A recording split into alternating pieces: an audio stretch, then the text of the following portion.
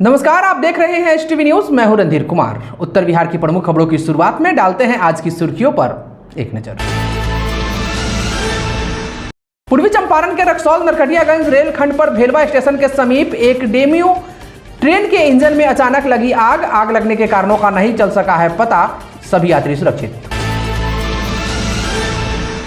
मोतिहारी नगर निगम क्षेत्र में जगह जगह जल जमाव और कूड़े की ढेर से परेशान हैं आम लोग। कचरे की सड़न और बदबू बीमारियों को दे रही है दावत। देश में फैल रहे मजहबी उन्माद नुपुर शर्मा प्रकरण, उदयपुर और अमरावती आदि की घटनाओं पर विचार रखने के लिए आज अंजुमन इस्लामिया मोतिहारी के तत्वाधान में एक प्रेस कॉन्फ्रेंस का हुआ आयोजन। लोजपा सुप्रीमो चिराग पासवान पहुंचे पूर्वी चंपारण के मधुबन। पार्टी कार्यकर्ताओं ने किया भव्य स्वागत। और पूर्वी चंपारण के सुगौली में हुए वज्रपात से 6 मवेशी समेत एक व्यक्ति हुआ जख्मी। सुगौली प्रखंड के दक्षिणी मनसिंघा पंचायत का है मामला।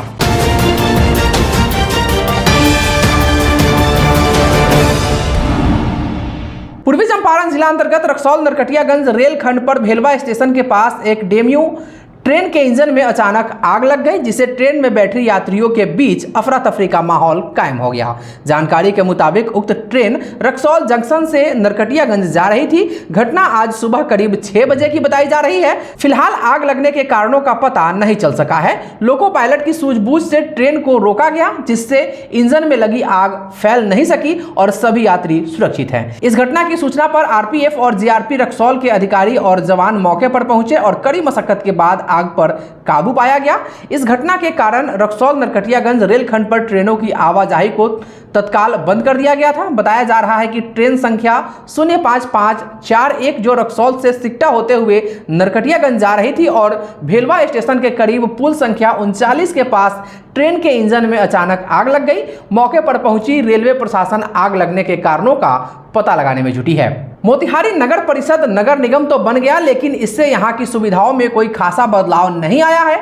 जगह जगह जल जमाव और कूड़े की ढेर से स्थानीय लोग परेशान हैं। हालांकि मुख्य सड़कों से कूड़े तो हटा लिए गए हैं, लेकिन मोहल्लों की बात करें तो यहां कचरे और उससे उत्पन्न सड़न की दुर्गंध आज भी बीमारियों को बाहें फैलाकर दावत दे रही है। मोतिहारी के पंच मंदिर रोड हो या मिस्कॉट मोहल्ले की सड़कें, यहां आप ऐसी तस्वीरें देख सकते हैं जो नगर निगम की साफ सफाई की पोल खोल रही है। कहीं कहीं कूड़ा डालने के लिए पात्र लगा है तो ज्यादातर जगह कूड़े सड़क किनारे ही पड़े हुए हैं।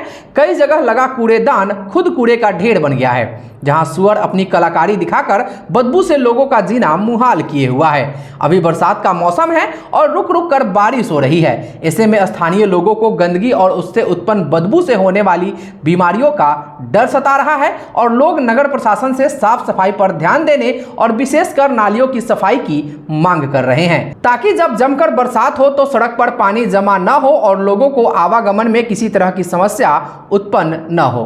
मोतिहारी से प्रकाश कुमार सिंह और अतुल सिंह के साथ ब्यूरो रिपोर्ट एचटीवी न्यूज। देश में फैल रहे मजहबी उन्माद नुपुर शर्मा प्रकरण एवं उदयपुर और अमरावती आदि की घटनाओं पर विचार रखने के लिए आज अंजुमन इस्लामिया मोतिहारी के तत्वाधान में एक प्रेस कॉन्फ्रेंस आयोजित की गई।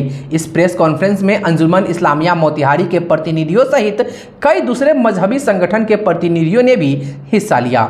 मोतिहारी स्थित अंजुमन के दफ्तर में आयोजित इस प्रेस कॉन्फ्रेंस में सभी लोगों ने एक दूसरे के धर्मों का सम्मान करने की आम लोगों से अपील की तथा किसी उन्मादी तत्वों के बहकावे में न आकर आपस में भाईचारा कायम रखने की गुजारिश की। इस प्रेस कॉन्फ्रेंस के माध्यम से बीजेपी की पूर्व प्रवक्ता नुपुर शर्मा द्वारा पैगंबर मोहम्मद साहब पर की गई अभद्र टिप्पणी की कड़े शब्दों में निंदा की गई तथा सरकार से यह मांग की गई कि नुपुर शर्मा जिसके वजह से देश का माहौल खराब हुआ है उसे तुरंत गिरफ्तार कर जेल भेजा जाए। साथ ही इस प्रेस कॉन्फ्रेंस के माध्यम से उदयपुर एवं अमरावती की घटना की भी भर्त्सना की गई एवं दोषियों के खिलाफ जल्द से जल्द सजा की मांग की गई। मौके पर मौजूद लोगों ने एचटीवी न्यूज से क्या कुछ कहा, सुनिए। आज का ये प्रेस कॉन्फ्रेंस देश के माहौल को देखते हुए और उदयपुर में जो निर्मम और बर्बर और इंसानियत और मानवता को शर्मसार करने वाली हत्याएं हुई है, मैं इस प्रेस वार्ता के माध्यम से उसकी कड़ी निंदा और भर्त्सना करता हूं। साथ ही साथ सरकार से ये मांग करता हूं कि अगर आप बर वक्त अपनी जिम्मेदारी को निभाए होते तो ये घटनाएं नहीं होती या इसके बाद की घटनाएं नहीं हो सकती। सकती है। क्यों कि ये एक सीक्वेंस है जो नुपुर शर्मा से जुड़ रहा है, और नुपुर शर्मा ने जो आपत्तिजनक बयान दिया वो किसी भी तरह से बर्दाश्त नहीं किया जाना चाहिए, क्योंकि ये इसलिए नहीं बर्दाश्त करना चाहिए कि मोहम्मद सल्लल्लाहु अलैहि वसल्लम की जो पर्सनालिटी है एक टॉवरिंग पर्सनालिटी और यूनिवर्सल पर्सनालिटी है, और उस पर्सनालिटी पे आप टीका टिप्पणी करेंगे तो आपका यूनिवर्सल विरोध का सामना भी करना पड़ेगा। दूसरी बात, इसका एक पहलू ये है कि हमारा भारतीय संविधान मजहबी पेशवाओं के खिलाफ टीका टिप्पणी करने को जघन्य अपराध मानता है, और धारा 153(a) के हवाले से उन्हें सज़ा मिलनी चाहिए। इसी तरह का एक केस जो है 1957 में हुआ था, जिस केस में धारा 295 के तहत उन्हें जो है ना 18 माह का जेल दिया गया था। मैं सरकार से अपील करता हूं इस प्रेस वार्ता के माध्यम से कि सरकार जो है नुपुर शर्मा पे केस करे, FIR करे और उन्हें कड़ी से कड़ी सज़ा दे, ताकि आगे भी कोई भी किसी भी मजहब का मानने वाला और किसी भी मजहब की पेशवाओं पे कोई टीका टिप्पणी करने का हिम्मत ना ले, जुर्रत ना करे। अगर सरकार इस तरह का कदम उठाती है तो मैं उम्मीद करता हूँ कि देश में अमन शांति बहाल होगा। जो वाक़यात हुए हैं, तो वाक़यात हुए ये राहत इंदौरी का शेर याद आ रहा है कि बॉर्डर पर देखो तनाव है क्या चुनाव है क्या। तो ये उन्होंने सही कहा कि इलेक्शन होने वाला है, वो इलेक्शन की सारी तैयारी हो रही है। तो इलेक्शन में जब माहौल को ख़राब नहीं किया जाएगा, नफ़रत ज़्यादा नहीं फैलेगी, तो वोट एक तरफ नहीं होगा। 80% जो हमारे हिंदू भाई हैं वो एक तरफ नहीं जाएंगे, अब 20% मुसलमान अलग नहीं छटेंगे। इसलिए माहौल को ऐसा बनाया जा रहा है। इसलिए इसमें बड़े लोगों का हाथ है। नुपुर शर्मा की कोई हस्ती नहीं है, उससे बुलवाया गया है। नवीन जिंदल की कोई हस्ती नहीं, उससे भी बुलवाया गया है। ये घटना घटी है, ये जो घटना घटी है कि एक बयान के लेके फेसबुक पोस्ट के लेके अगर किसी की हत्या हो जाइए तो उसकी आप क्या उसकी तो सख्त से सख्त, आप नहीं थे, हमने बयान दिया है, सख्त से सख्त मजम्मत की जाती है, निंदा की जाती है। इस्लाम के बिल्कुल ख़िलाफ़ है। दूसरे मज़हब में कहीं कुछ इस तरह का होगा बदलाव लेने का, इस्लाम में तो है ही नहीं। इस्लाम में तो माफ़ी है। मेरा नाम वेद प्रकाश आर्य है, मैं एडवोकेट हूँ और समाजवादी जन परिषद एक संगठन है समाजवादियों का, उससे मैं जुड़ा रहा किशन पटनायक के नेतृत्व में। ये बात आ रही है कि भाजपा का वो आदमी सदस्य रहा है, तो इस एंगल से ही जांच होनी चाहिए कि ऐसा तो नहीं है कि कुछ खास लोगों के इशारे पर उसने ऐसा किया हो जिससे देश में ये झमेला बढ़ जाए, तकरार बढ़े हिंदू और मुसलमानों के बीच। तो उस एंगल से भी जांच होनी चाहिए। कई जगह ऐसा देखा गया, जैसे JNU में और देश के कई मामलों में, कि संघ के लोग या कट्टर हिंदू आदि सोच के लोग वो नकली मुसलमान का भेष बना के वो वहाँ नारे लगाने लगे इस तरह का, और आम आदमी में फसाद बढ़ा। जो उदयपुर का जो कांड हुआ है उसकी हम लोग खासकर अंजुमन इस्लामिया सख्त लफ्ज़ों में मजम्मत करती है। इस्लाम में कभी ये नहीं कहा गया है कि जान के बदले जान लो, माफ़ करना कहा गया है। माफ़ करना सबसे बड़ा अच्छा ये किया गया है, माफ़ करो ने। ये सोची समझी स्कीम है। अभी जैसा पता चला है कि जो लड़का जो रियाद पकड़ा गया है उसका लगाव कहीं और पार्टी से है, उसके बारे में यूट्यूब वगैरह सब आ रहे हैं, उसकी तहकीक होनी चाहिए। ऐसा किया गया, कहीं ऐसा तो नहीं है कि इलेक्शन का ज़माना आया और इस तरह से बातें करके उन्माद फैलाकर वोटों को पोलराइज करके फिर से हम सत्ता में आ जाएं। क्योंकि 2023 में 7 स्टेट में इलेक्शन होने हैं, कहीं उसका तो पस मंजर नहीं है। इसलिए हम लोग, हमारे हिंदुस्तान गुलदस्ता है जिसमें हिंदू मुस्लिम सिख ईसाई सब एक साथ रहते हैं, भाईचारगी है, एक साथ हम लोग का खाना पीना रहना शादी ब्याह सब एक साथ शामिल होते हैं। अभी मुल्क में जो हालात हैं, ऐसे हालात से हम खुश नहीं हैं। हम चाहते हैं कि हमारा ये प्यारा वतन अमन और शांति का पैगाम पूरी दुनिया को दे। हमारा मज़हब इस्लाम किसी भी मज़हब को और उसके मानने वालों को और उसके पीर पैगंबर को बुरा नहीं कहता। अगर कुछ बातें निकल के आती हैं तो उसका भी तरीक़ा है कि हम उसका सहारा कोर्ट से लें, हम उसकी शिकायत अदलिया में करें। हम किसी भी अपने साथियों को ये पैगाम देना चाहेंगे कि किसी तरह का भी मामला अगर आवे तो कानून को हाथ में न लें, बल्कि कानून की पनाह में जाएं। अब कुछ हर ज़ात, बिरादरी और मज़हब में कुछ शरपसंद हैं जिसे बैड एलिमेंट्स कहते हैं, तो वैसे पे सरकार को चाहिए कि सख्त गिरफ्त करे, उसकी पकड़ करे और वैसे लोगों को जेल की सलाखों में डाले, और जो लोग माफ़ी के काबिल नहीं हैं उन्हें माफ़ न किया जाए और जो गुनाहगार हैं उनको सज़ाएं दी जाएं। मैं सत्याशरण यादव हूँ और आपकी बात ज़्यादा इफेक्टिव हो। मैं जो है इस ज़िले में सोशल कार्यों में ज़्यादा इन्वॉल्व रहता हूँ। राजस्थान वो जो घटना घटी, उस घटना के पीछे और घटनाएं भी इसके पहले घटी हैं। उस सिलसिले में अगर इसको देखिए तो जब चुनाव नज़दीक आता है, जहाँ चुनाव होता है उन राज्यों में या उसके सीमावर्ती राज्यों में इस तरह की घटनाएं घटती आई है और तेज हो जाती है मामला। राजस्थान अल्पसंख्यक प्रकोष्ठ के अध्यक्ष इरशाद चैनवाला ने स्पष्ट कहा है संक्षिप्त बोलेंगे कि वह जो है जिस पर आरोपी बीजेपी के कार्यक्रमों में आता था और यहाँ तक आता था कि गृह राज्य मंत्री जो भाजपा का सरकार था उनके साथ उसका फोटो है, उनके साथ भी था। तो ये क्यों नहीं माना जा सकता कि पॉलिटिकल गेन लेने के लिए ये पीछे से कॉन्स्पिरेसी कराई गई?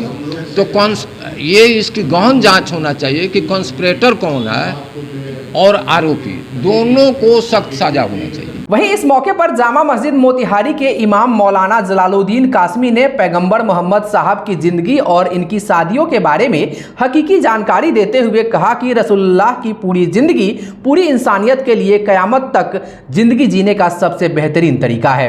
हम ये समझते हैं कि हिंदुस्तान में कुछ लोग हमेशा कुछ न कुछ तरह की बातें करके अपनी झूठी शोहरत हासिल करने के लिए और सियासी फ़ायदा उठाने के लिए इस तरह की बातें करते रहते हैं, वरना हमसे कहीं ज़्यादा हमारे हिंदुस्तान के गैर मुस्लिम भाई भी हमारे हुज़ूर सल्लल्लाहु अलैहि वसल्लम के बारे में जानते हैं कि वो कैसे थे और किस तरह का वो लोगों के बीच में रहा करते थे। जब वो इस्लाम की दावत नहीं देते थे उससे पहले भी लोग जानते थे कि आप सब बड़े अच्छे इंसान हैं और सच्चाई, अमानतदारी, अखलाकियात आपके बड़े निराले थे, इसलिए उस सिलसिले में तो कोई बात ही नहीं कर सकता। हाँ, वो सब जानते हैं, लेकिन झूठी शोहरत के लिए करते हैं। उन्हें ये पता था कि हुज़ूर सल्लल्लाहु अलैहि वसल्लम की जब शादी हुई, वो उस वक्त का जो रिवाज था, जो समाज था, जो वहाँ की परंपरा था, वो ये था कि आमतौर पर 7, 8, 9 साल की उम्र में बच्चियों की शादी हो जाया करती थी। इसीलिए आप सल्लल्लाहु अलैहि वसल्लम के दीगर अखलाक के बारे में कुछ बातें आईं, लेकिन इस सिलसिले की चीज़ें कभी उस ज़माने में किसी ने नहीं की। आपके एक से एक दुश्मन थे, आपको मजनू दीवाना पागल कहते थे, लेकिन आपको भ्रष्टाचार नहीं करते थे। वो ये नहीं कहते थे कि आप औरतों के साथ आप इस तरह के अखलाक पेश करने वाले हैं और रंगलियाँ में मचाने वाले हैं, इस तरह की बात को नहीं जानते। वो जानते थे कि बड़े अच्छे शरीफ इंसान हैं और मुझे ख़ानदान से आते हैं, जो भी इनके थे वो सब उसी ये के लोग थे।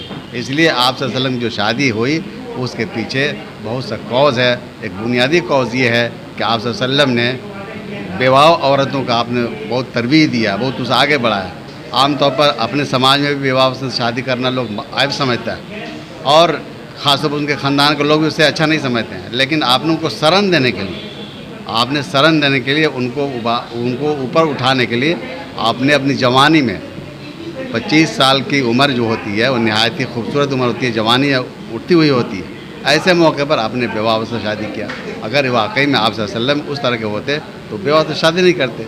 फिर आपने शादी ऐसे वक्त में किया कि जबकि आपके होने वाले सास और ससुर ये दोनों आपके इस रिश्ते से बहुत ज़्यादा खुश थे और उस खुशी का इंतहा ये था कि उनकी शादी कहीं और लग रही थी, लेकिन उन लोगों ने सिर्फ इसलिए इनकार कर दिया कि चूँकि जो मज़हब आप लेकर आए थे और जिसकी आप बुनियाद डाले थे उससे वो लोगों का इनकार था। लेकिन आपके ससुर होने वाले ससुर ने, आपकी सास ने आपके इस रिश्ते को आगे बढ़ाया, उन लोगों ने बड़े शौक़ से कबूल किया। और हकीकत ये है कि आप सल्लल्लाहु अलैहि वसल्लम के 11 शादियों में सबसे एक ही शादी है जो कुंवारी शादी हुई है। बाकी 10 शादियाँ उनसे हुई हैं जिनकी शादी पहले हो चुकी थी, या तो उनका शौहर वफ़ात कर गए थे या किसी ने छोड़ दिया था। ऐसे औरतों से आपने शादी किया। ये शादी इसलिए किया था कि आपके इस मज़हब की तरोइज करने के लिए, आगे बढ़ाने के लिए ऐसे ज़हीन फ़तीन औरत की ज़रूरत थी, और उसको बहुत दिनों तक इस काम को आगे बढ़ाना था, इनसे लोगों को सीखना था। इसलिए आपकी शादी ऐसे औरत से हुई, और आपके इस शादी से किसी ने कोई एतराज़ नहीं किया, न उनके घर वाले, न उनके ख़ानदान वाले, न समाज वाले। सब ये समझते थे कि हुज़ूर सल्लम इस अखलाक के हैं, उनके अखलाक के बारे में किसी तरह कोई लबकुशाई नहीं कर सकते। इसलिए हमें इस सब चीज़ों से परे हटकर हमें वो बात करनी चाहिए जिससे हिंदुस्तान में अमन व अमान कायम हो और भाईचारे का माहौल बाकी रहे। इन तमाम चीज़ों को सामने रख ज़िंदगी गुजारने की कोशिश करनी चाहिए। हम हुकूमत वक्त से हम ये गुजारिश करेंगे कि इस तरह के मौजू को, इस तरह के बहस मबासों को ख़त्म किया जाए और हिंदुस्तान में अमन व अमान को बाकी रखा जाए। और ये उस वक्त हो सकता है जब इंसाफ से काम लिया जाए। अगर हुकूमत चाहती है कि इंसाफ हो और अमन शांति हो तो इंसाफ पर कायम रहे, इंसाफ की बात करें। उड़ीसा से काम की तलाश में बिहार पहुंचा एक युवक गायब हो गया है। बताया जा रहा है कि उसके एटीएम से सुगौली थाना क्षेत्र के छपरा बहास स्थित एटीएम से पैसा निकाला गया है, पर उसका मोबाइल बंद होने से उसका कोई पता नहीं चल पा रहा है। अपने भाई की तलाश में उड़ीसा से चलकर सुगौली पहुंचे त्रैलोक्यनाथ नंद ने बताया कि उनका भाई लोकनाथ नंद उड़ीसा से बिहार काम की तलाश में आया था। पटना पहुंचने पर वह घर फोन करके बात भी किया था। उसके बाद सुगौली छपरा बहास इंडिकैश एटीएम से 19 जून को पैसा निकाला, उसके बाद से लापता है। सुगौली थाना पहुंचे भाई ने थाना अध्यक्ष को आवेदन देकर सहयोग की गुहार लगाई और अपनी समस्या से थाना अध्यक्ष अखिलेश मिश्र को अवगत कराया।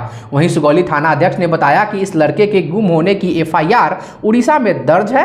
अगर उड़ीसा पुलिस सुगौली थाने से मदद मांगेगी तो हम मदद करने के लिए तैयार हैं। साथ ही उन्होंने कहा कि छपरा बहास एटीएम के सीसीटीवी कैमरे की रिकॉर्ड की छानबीन की जा रही है।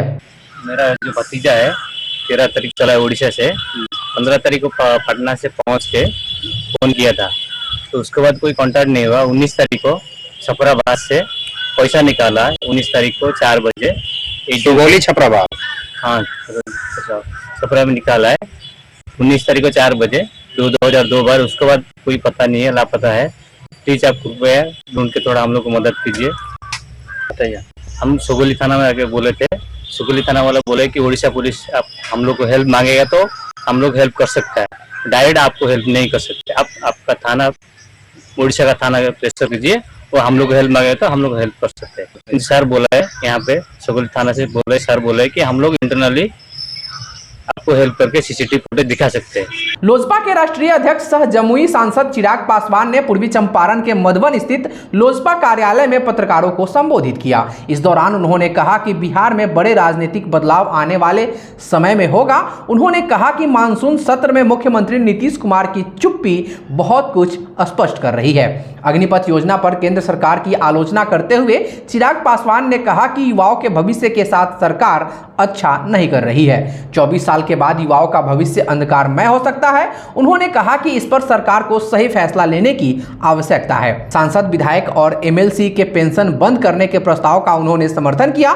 इस अवसर पर लोजपा कार्यालय में प्रखंड अध्यक्ष चंचल पासवान के नेतृत्व में चिराग पासवान का भव्य स्वागत किया गया। मौके पर गोविंदगंज के पूर्व विधायक राजू तिवारी, जिला अध्यक्ष धरणीधर मिश्रा, संजय पासवान आदि मौजूद थे। पूर्वी चंपारण के मधुबन से ही खबर है, जहां पकड़ी दयाल डीएसपी सुनील कुमार सिंह पुलिस निरीक्षक कार्यालय में पुलिस निरीक्षक व सभी थानेदारों के साथ बैठक की। इस दौरान डीएसपी श्री सिंह ने शराब तस्करों का नाम गुंडा पंजी में दर्ज करने के लिए सभी थानेदारों को निर्देश दिया है और जो शराब तस्कर हैं उनके मोबाइल का पीएल समानांतर सुनने और इस पर कार्रवाई तेज करने का भी निर्देश दिया है।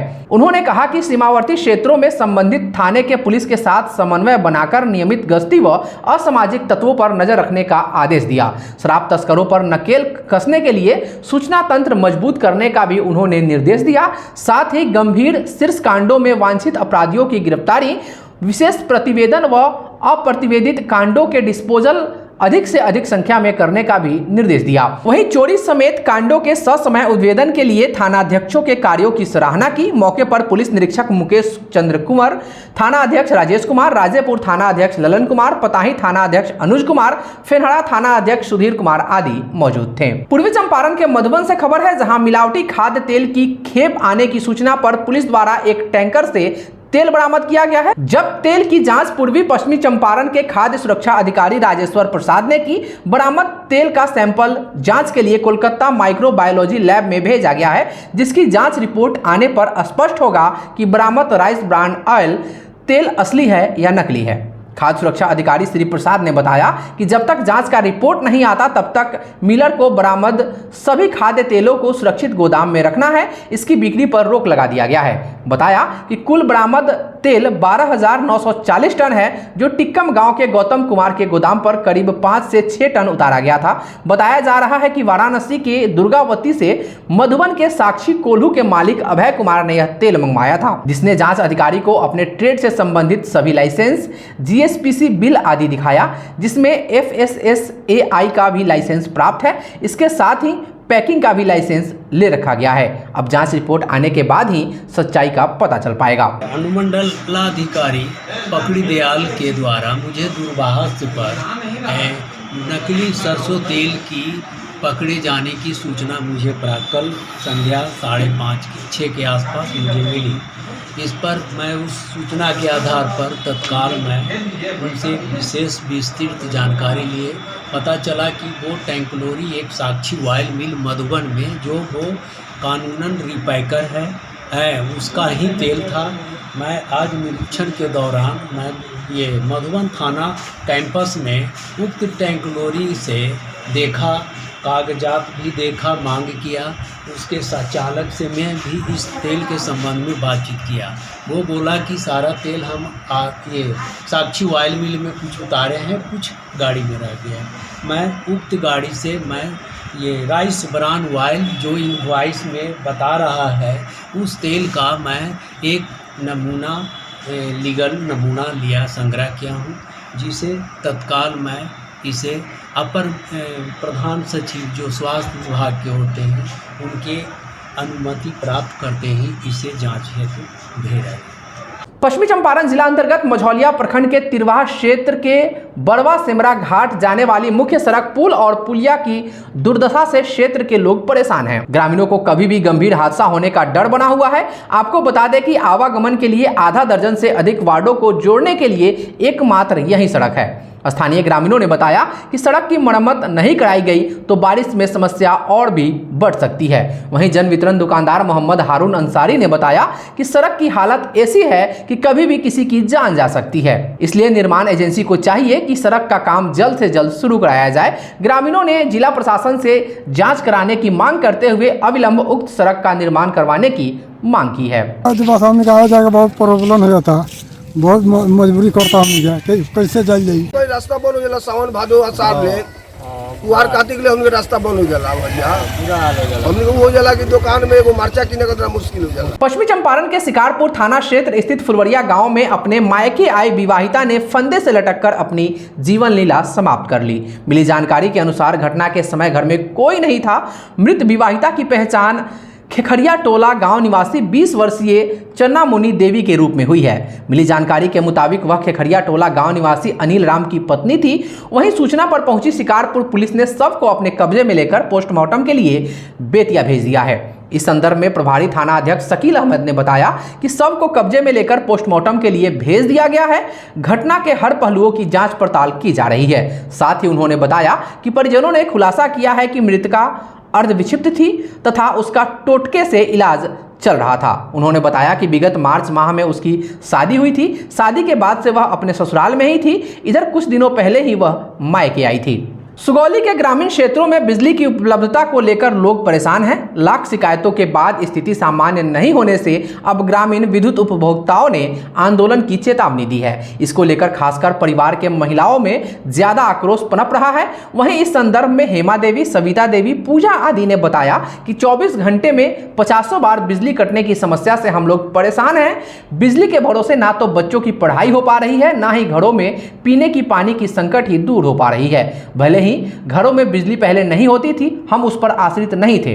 विद्युत कनीय अभियंता राजीव रंजन से शिकायत के बाद भी समाधान की दिशा में कोई भी कारगर प्रयास होता नहीं दिख रहा है। वहीं इस मामले में विद्युत कनीय अभियंता राजीव रंजन ने बताया कि तकनीकी समस्या से बिजली बाधित हो रही है। बिजली की समस्या बहुत हो रहा है, जो थोड़ा सा बारिश हो रहा है लाइट कट जा रहा है, और लाइट कटने के बाद बहुत बच्चे बड़े बुजुर्गों का गर्मी हो रहा है, उससे बच्चे को पढ़ने में डिस्टर्ब हो रहा है। और बारिश का मौसम है, उसमें भी बिजली कट जा रही है, तो क्या समस्या हो रही है अंधेरे में? अंधेरा में बहुत समस्या हो रही है। जैसे मान लीजिए बिजली कट जाने के कारण जो रोड पर लाइट नहीं रहा है, जो चलने में दिक्कत हो रहा है। सुगौली प्रखंड के दसनी मनसिंघा पंचायत के लक्ष्मीपुर नैका टोला में वज्रपात से 6 मवेशी सहित एक व्यक्ति जख्मी हो गए। घटना की जानकारी समाज सेवी नौशाद आलम ने दी। उन्होंने बताया कि 45 वर्षीय सैफुल्लाह खेत की ओर गए थे और तेज बारिश हो रही थी। इसी बीच अचानक वज्रपात हुआ, जिसमें वे जख्मी हो गए। घटना की जानकारी होने पर ग्रामीण उसे घर लेकर आए और प्राथमिक उपचार करवाया। बिहार पुलिस को हाईटेक करने को लेकर अधिकारी भले ही बड़े बड़े दावे कर रहे हो, लेकिन आज पश्चिमी चंपारण से जो तस्वीरें आई हैं, इसे आप खुद देखिए। पश्चिमी चंपारण के शिकारपुर थाना क्षेत्र से आई यह तस्वीर लोगों में चर्चा का विषय बना हुआ है और इसे लोग सोशल मीडिया पर खूब शेयर कर रहे हैं। आप अपने टीवी स्क्रीन पर देख पा रहे होंगे कि पुलिस की गाड़ी को धक्का मारकर स्टार्ट किया जा रहा है। इसे देख आप खुद सोचने पर मजबूर हो जाएंगे कि बिहार पुलिस इसी धक्का मार गाड़ी से क्राइम कंट्रोल करने के साथ आमजन को कैसे सुरक्षा प्रदान कर रही है। दरअसल शिकारपुर थाना से कैदी ले जाने के दौरान थाना की गाड़ी को धक्का मारकर स्टार्ट किया गया, जिसके बाद गाड़ी स्टार्ट हुई। फिर पुलिसकर्मी थाने से कैदी लेकर बेतिया गए। इस वीडियो को लोग सोशल मीडिया पर खूब शेयर करते हुए तरह तरह की बातें कर रहे हैं। खबर नरकटियागंज से है, जहां उत्पाद विभाग और शिकारपुर पुलिस ने थाना क्षेत्र के भसुरारी गांव में डॉग स्क्वाड टीम के साथ छापेमारी कर 20 लीटर शराब को बरामद किया है। इस संदर्भ में प्रभारी थाना अध्यक्ष शकील अहमद ने बताया कि शराब की सूचना पर भसुरारी धांगर टोली में ALTF एवं शिकारपुर पुलिस द्वारा संयुक्त रूप से छापेमारी की गई। हालांकि इस कार्रवाई में किसी की गिरफ्तारी व शराब की बरामदगी तो नहीं हुई। वहीं गांव के सटे ब्रह्म स्थान के पास से लावारिस हालत में गैलन में रखे 20 लीटर देसी चुलाई शराब को जब्त किया गया है। पुलिस ने बिहार मद्य निषेध उत्पाद अधिनियम के तहत मामला दर्ज कर धंधेबाजों की पहचान कर रही है। अंडर 17 महिला फुटबॉल प्रतियोगिता में बिहार की टीम क्वार्टर फाइनल में मणिपुर और सेमीफाइनल में हरियाणा को पराजित करते हुए पहली बार फाइनल में जगह बनाई है। गुवाहाटी में आयोजित राष्ट्रीय महिला फुटबॉल प्रतियोगिता अंडर 17 में बिहार टीम की तरफ से खेल रही नरकटियागंज की फुटबॉल खिलाड़ी लक्की के अच्छे प्रदर्शन से बिहार टीम पहली बार फाइनल में पहुंची है। शनिवार को बिहार महिला फुटबॉल टीम एवं हरियाणा के बीच सेमीफाइनल खेला गया, जिसमें लक्की कुमारी ने 1 गोल कर बिहार टीम को बढ़त दिला दी। नरकटियागंज की लक्की कुमारी के कोच सुनील वर्मा ने बताया कि राष्ट्रीय महिला प्रतियोगिता में लक्की कुमारी एवं निशा कुमारी का अच्छा प्रदर्शन रहा। उन्होंने बताया कि लक्की कुमारी बिहार टीम की टॉप स्कोरर है। आज बिहार की टीम जो फाइनल पहुंची, जो इतिहास रची है, उसमें लक्की का बहुत बड़ा योगदान है। अगर ये कहें कि लक्की के बदौलत में बिहार टीम फाइनल में गई है, इसमें कोई शक शुबा की बात नहीं है। लक्की की भूमिका क्या है? लक्की वहां पर एक ऐसा काम की है कि उसने ऊपर से नीचे तक जो एक प्लेयर को समुचित प्रशिक्षण दिया या ऊपर से नीचे तक खेली और टीम भावना से खेली और इतने जबरदस्त गेम खेली वो कि अपनी सोची नहीं कि हमारा पैर जाएगा कि रहेगा, लेकिन उसने टीम के प्रति अपना पूरा समर्पण दिखाया उसने बिहार के प्रति। जदयू के प्रदेश अध्यक्ष उमेश सिंह कुशवाहा की उपस्थिति में जदयू शिक्षा प्रकोष्ठ के प्रदेश पदाधिकारियों की सूची जदयू शिक्षा प्रकोष्ठ के प्रदेश अध्यक्ष डॉक्टर अमरदीप के द्वारा जारी की गई। पूर्वी चंपारण से पार्टी के प्रति समर्पित एवं जदयू कार्यकर्ताओं में काफी लोकप्रिय प्रसिद्ध समाज सेवी इंजीनियर राजेश कुमार पांडे जदयू शिक्षा प्रकोष्ठ के प्रदेश सचिव मनोनीत किए गए हैं। इस उपलब्धि के बाद बिहार राज्य सहित उनके गृह जिला पूर्वी चंपारण के लोगों में काफी हर्ष व्याप्त है। केसरिया विधायक शालिनी मिश्रा, जदयू जिला अध्यक्ष रतन सिंह पटेल, मीना द्विवेदी, जदयू जिला संगठन प्रभारी विशाल कुमार शाह, कुमकुम सिन्हा सहित अन्य ने उन्हें बधाई दी है। आज के लिए बस इतना ही। HTV न्यूज पर प्रसारित होने वाली खबरें, प्रोग्राम्स आप GTPL के चैनल नंबर 985 और डेन के चैनल नंबर 155 के साथ साथ आप अपनी सुविधा अनुसार मोबाइल फोन पर भी देख सकते हैं। अगर आप हमें YouTube के माध्यम से देखना चाहते हैं तो HTV न्यूज के ऑफिशियल YouTube चैनल को सब्सक्राइब करें और बेल आइकॉन दबाकर ताजा वीडियोज की नोटिफिकेशन प्राप्त करें। फेसबुक पर हमारे साथ जुड़ने के लिए HTV न्यूज के फेसबुक पेज को लाइक करें और ट्विटर पर HTV न्यूज को फॉलो करें। तमाम लेटेस्ट अपडेट के लिए देखते रहिए उत्तर बिहार का सबसे तेजी से उभरता न्यूज चैनल HTV न्यूज, सच की आवाज। नमस्कार।